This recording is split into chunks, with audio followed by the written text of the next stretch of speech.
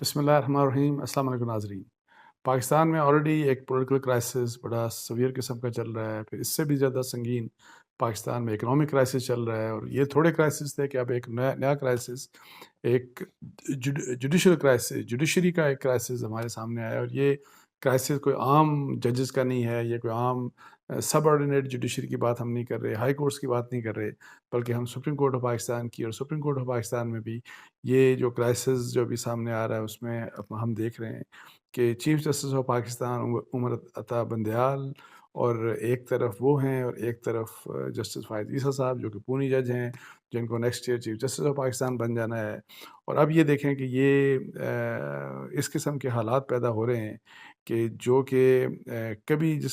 کبھی ہم نے نہیں سنا تھا، پاکستان کی ہسٹری میں کبھی اس قسم کی باتیں نہیں سنی تھی۔ اس کے اوپر میں بات کروں گا۔ پھر اس کے علاوہ ایک اور کرائسس کسی سچویشن وہ آج کل فیس کر رہی ہے پی ایم ایل کیو، جہاں پہ ایک ریوولٹ ہو گیا چودھری شجاعت حسین صاحب کے اگینسٹ۔ اس کے اوپر بات کریں گے۔ پھر پی ڈی ایم کے متعلق وہ کیا کہہ رہے ہیں، اور پھر تھوڑا سا اکانومی کے اوپر بھی بات کر لیں گے، بیکاز سب سے بڑا میری ذاتی طور کے اوپر کنسرن پاکستان کا آج وہ ہے، لیکن انفارچونیٹلی کوئی سیاستدان اس کی طرف جیسے توجہ دینی چاہیے وہ سیاستدان نہیں دے رہے، بے شک وہ حکومت کے ہوں، اتحادی ہوں، شہباز شریف صاحب ہوں یا عمران خان صاحب ہوں، کوئی بھی تو جس طرح ان کو دینی چاہیے انفارچونیٹلی نہیں دے رہے۔ اچھا، یہ جو کرائسس چل رہا ہے جو سپریم کورٹ آف پاکستان کا وہ ہے، آج سپریم جوڈیشل کونسل کی کل میٹنگ ہوئی، اور اس میں بیسیکلی سپریم کورٹ میں کچھ اپوائنٹمنٹس کی جانی تھی، 5 اپوائنٹمنٹس، اور وہ اپوائنٹمنٹس جو کی جا رہی تھیں، وہ چیف جسٹس عمر عطا بندیال صاحب کی ظاہر ہے کچھ وہ نامینیشنز تھیں ان کی، جن لوگوں کو وہ چاہ رہے تھے کہ ان کی ایک خواہش تھی کہ وہ سپریم کورٹ میں آ کے ان کی اپوائنٹمنٹ ہو جائے، لیکن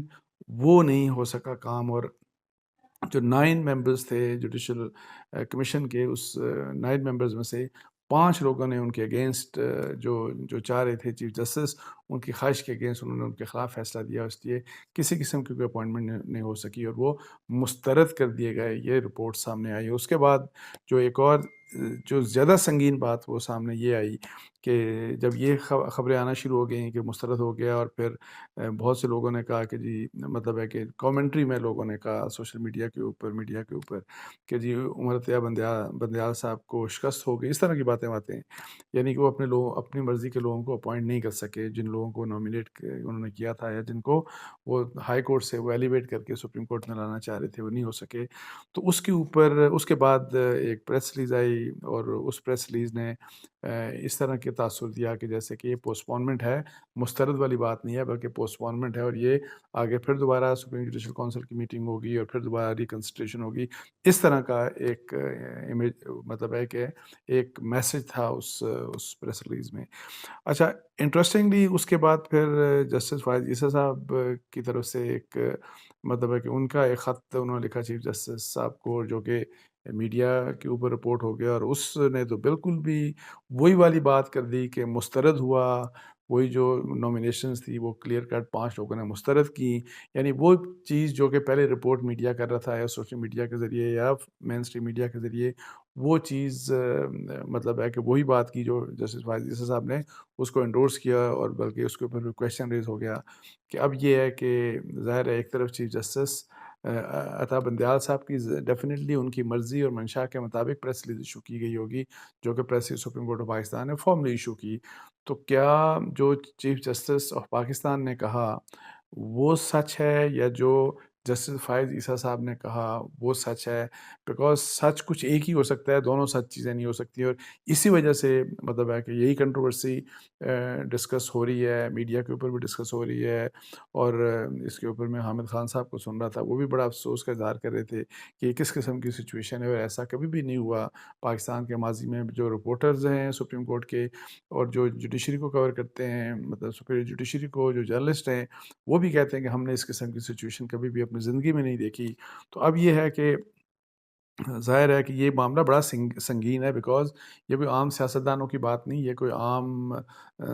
میڈیا کے لوگوں کی بات نہیں، یہ ایک چیف جسٹس آف پاکستان اور ایک ایسے شخص کی اور ایسے جج صاحب کی بات ہے جنہوں نے next chief justice of Pakistan بننا ہے، اور جو سینئر موسٹ اس وقت after chief justice of Pakistan who is the senior most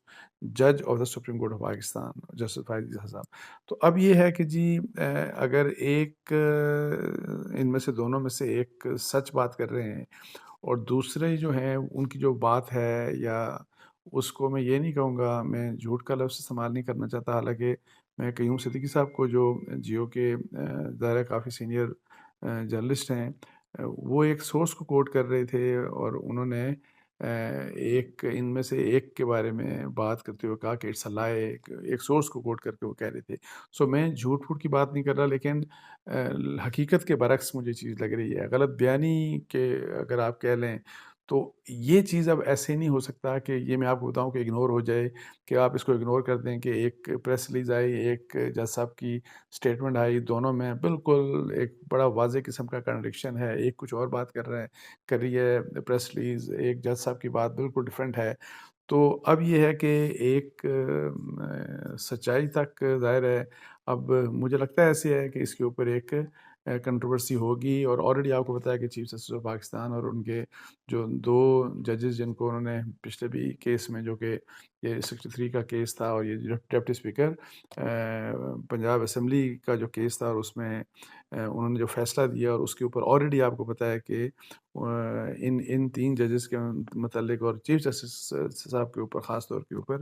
ایک کافی زیادہ مطلب ہے کہ ان کے اوپر اٹیک ہو رہا ہے، اور یہ اٹیک پی ڈی ایم کے لوگ، تمام political parties, P D M کی، اپوزیشن کی، بے شک پاکستان پیپلز پارٹی ہو، P M L N, Maulana Fazal الرحمان، تمام ڈفرینٹ، اور یہ ان کے اوپر سخت قسم کا کرٹیسزم کیا جا رہا ہے۔ لائرز کی ایک سیگمنٹ ہے، بہت انفلوئنشل سیگمنٹ ہے، وہ بھی فل کرٹیسزم کر رہا ہے، اور یہی بات مطلب ہے کہ میڈیا کے لحاظ سے بھی ہے، میڈیا کا بھی بہت سے لوگ جو ہیں وہ اس چیز کے اوپر آلریڈی یہ جو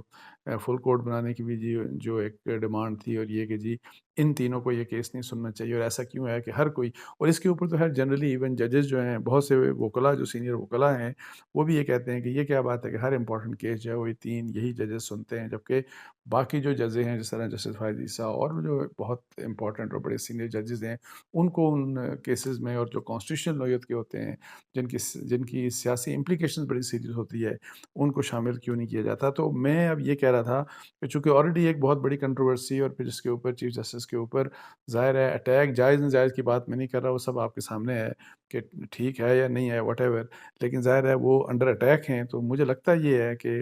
اس ایشو کے اوپر یہی والی جو بات کہ جی پریس ریلیز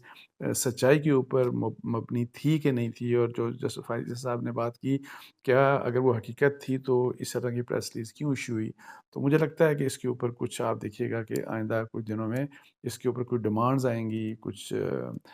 مطلب ہے کہ جی انویسٹیگیشن کی ڈیمانڈ ہوگی، اور کچھ میں بھی کوئی نہ کوئی وکیل یا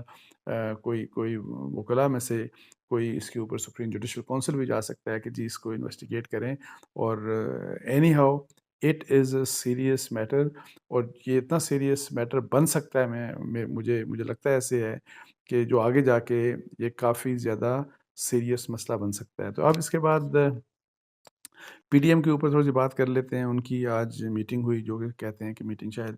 کچھ ایک دو دن اور بھی جاری رہے گی۔ تو اس میٹنگ میں فیصلہ یہ ہوا کہ جی پی ڈی ایم جو ہے وہ اپنی مدت پوری کرے گی، اور یہ جو حکومت ہے پی ڈی ایم اور یہ جو اتحادی ہیں یہ اپنی حکومت پوری کریں گے۔ اور سو وہ جو نواز شریف صاحب کے بارے میں یہ کہا جا رہا تھا کہ وہ کہتے ہیں کہ جی ہم